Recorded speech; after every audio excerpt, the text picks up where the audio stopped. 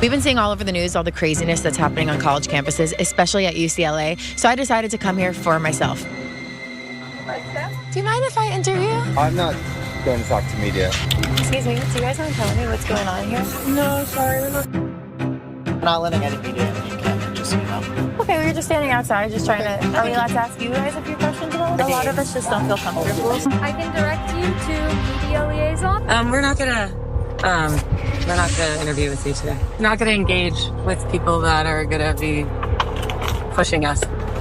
Never seen anything like this in my life. No, agitators aren't allowed. Talk to one of our media. They won't speak to me. No one will speak to me. There's a desk over there with media. I've spoken to them. They won't speak to me. Well, then you can try again. I've tried, and this lady specifically is telling me I'm an agitator. Don't engage with agitators. I'm just trying to understand what you're protesting. For some reason, no one from your guys' team will let you guys speak, and I don't know why you guys can't speak to me. And this is so intimidating and scary for you guys to be standing here. I literally have walked around for the past 2 hours just asking peaceful questions like, what's going on here today? Why are you guys here? And no one can speak to me. And you guys are laughing. I don't understand how this is funny. I genuinely wanted to learn from you. And I wish we could have ended in a hug. That's actually what I hoped from this. That's my dream from all of this, that we could understand each other. I think we need more barricade. I actually have more video, but can I say something? Karen, can I call you Karen? Here's the thing. When you said that they were intimidating you, they made you afraid because they were saying nothing. That's the reason they didn't want to talk to you. You took that to describe them as violent. You understand? You took their silence and their peaceful demonstration and their right to not answer your questions as the reason you were frightened on that campus. Imagine if they would have said something. The damage you could have done with the narrative. With millions watching and many people benefiting from this program called Indisputable, we just need 1% of the viewers to become a paid member so we can continue to bring this content to you. Now back to the show. There's more. Here it is. So as you guys all know, since the 7th, I've been incredibly strong and fearless, honestly. And I've, went to Israel and I've shown up at all the rallies and protests and post every day. And I'm not scared of anything. And I don't let anything get to me. And I'm strong. Today at UCLA really, really got to me.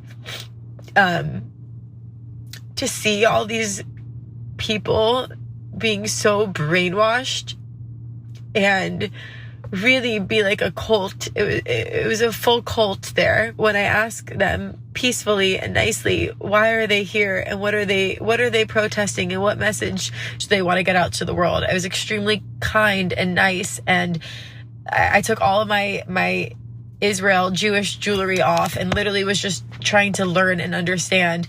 They all sounded like robots, and they would just say, you have to talk to our media liaison. We won't speak to you. We don't speak to intruders. And then finally they barricaded me.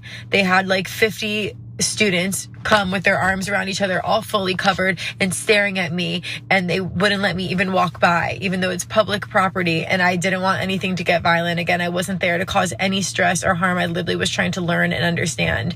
And for the first time ever, I broke down in front of them. And I'm so mad at myself for doing that. But I just was staring at them in their eyes, and I couldn't understand how they could be so brainwashed. And some of them were truly evil. And it's just so sad that this is what our world has come to.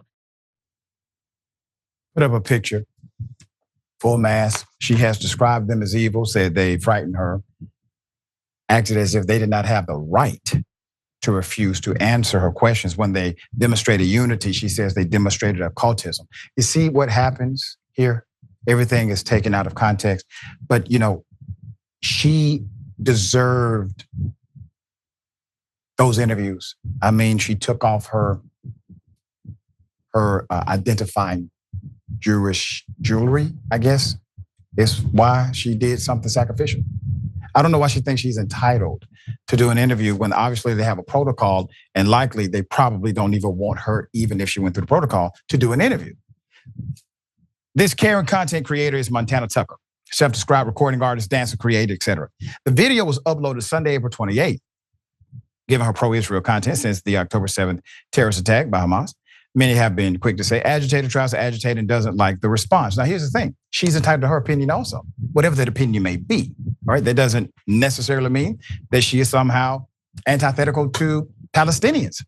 As a matter of fact, many of the student groups are pro-Jewish and pro-Palestinian student groups working together, all right? So let's put it up. The video upload to X was accompanied by the following. After seeing everything on the news, I decided to go and see for myself what is happening at UCLA. Did you call somebody, Karen? Did you coordinate with anyone on the campus first? Doesn't sound like you did.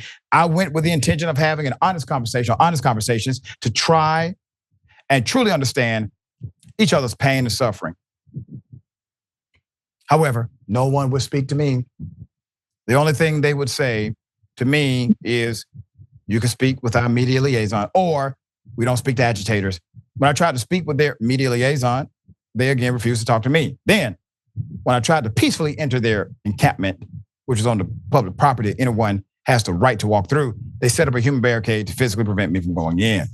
It continued. I can't believe this is what our world has come to, where are their parents? How are the school systems allowing this? We have to do better as a society. Karen, they're in college, Karen. My hope and dream is still the same, that one day we can all have love, peace, and understand each other. One day, put up a picture again. You're a regular Martin Luther King Jr., madam. Fighting a good fight. Ma'am, the fact that okay, come on. David, I'm gonna have to talk to you about it because she believes she's right. She's not gaslighting. Gaslighting requires that you understand you are intending to deceive. She believes that she's right. She has no bias, even though they're evil, according to her, and that she wants to understand them. You know what happens when I want to understand, brother? I give you a call. Right. Or I talk to you and I don't bring a camera crew because I want to get a true understanding, right? There's no true understanding when you walk up to someone with a damn camera and a microphone. Come on. Well, and that's the problem that I see in all of this is that she may be right. There may be robots. She's entitled to her beliefs and she may be right about what she's believing. But the fact of the matter is when you approach somebody in an adversarial nature, you're already taking a stand. She could have gone up, and I got the sense that this woman is more interested in her own clicks and views than in actually trying to sort of understand the other side and see if there's some sort of common ground. Because if you're looking for common ground and looking to hug it out, you go up to people and say, hey, I know it's pretty hot out here. You want a bottle of water and let's sit around and chat. Let's tell me a little bit about, how you got into this movement and how you feel the way you do. And here's how I feel and where can we find some common ground? But to be so adversarial is to demand that people give you answers and that those answers confirm and conform with your preconceived notion about who these people are. Of course, these people are not going to talk to her and they don't have to talk to her. And she has to understand that, but she doesn't. And again, I just think that she was more interested. I think she was hoping that they wouldn't answer. I think this is what she wanted, which is she's not doing any service to the people who were killed on October 7th, for the people who may feel the same way about the conflict as she does. She's only hurting their position by behaving in the way that she is. And that is so well said. And this becomes the great debate that's framed when individuals do not approach it under the good faith banner, but rather the bias banner.